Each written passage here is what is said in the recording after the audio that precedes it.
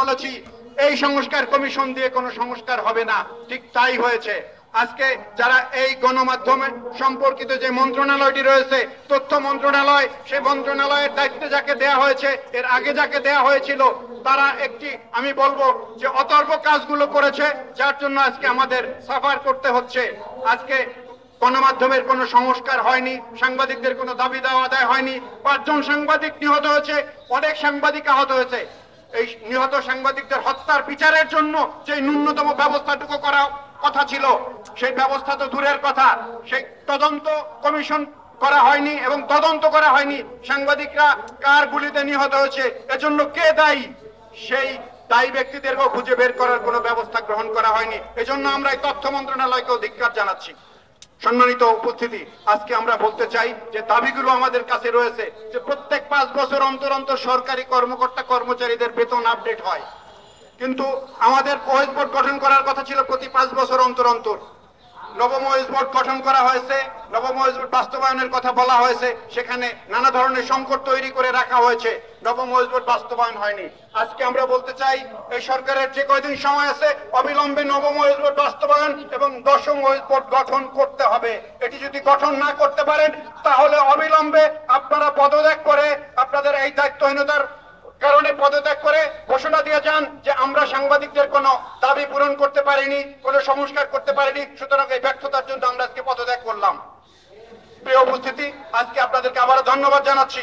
আমাদের এই দাবিগুলো নিয়ে আপনারা দীর্ঘ সময় এখানে আমাদের বক্তব্যগুলো শুনেছেন এবং গণমাধ্যমে সেই বক্তব্যগুলো তুলে ধরবেন, এবং সাংবাদিকদের যে দাবি দেওয়া, এই দাবি দেওয়া আদায়ের আগ পর্যন্ত আমরা মাঠে থাকবো, সেই ঘোষণাটিও এখান থেকে দেওয়া হয়েছে। আমরা আবারও সর্বশেষে বলতে চাই যে এই দাবি দেওয়া আদায় হওয়ার আগ পর্যন্ত আমরা রাজপথ থেকে উঠে যাব না।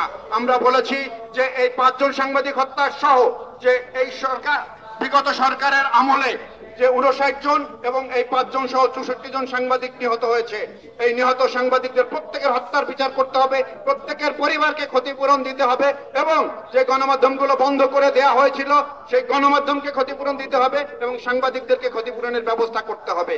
সেই দায়িত্ব পালনে যদি ব্যর্থ হন, তাহলে ওইখানে এই মন্ত্রণালয়ের দায়িত্ব পালন করার অধিকার আপনাদের নেই।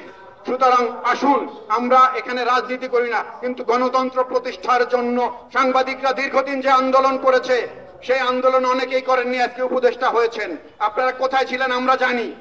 এই সংবাদ কর্মীরা সেই আন্দোলনের সময় তাদের জীবনের ঝুঁকি নিয়ে রাজপথে কাজ করেছে, সেই সংবাদগুলো পরিবেশন করেছে, আর আপনারা ঘরে ছিলেন, কখনো পালিয়েছিলেন।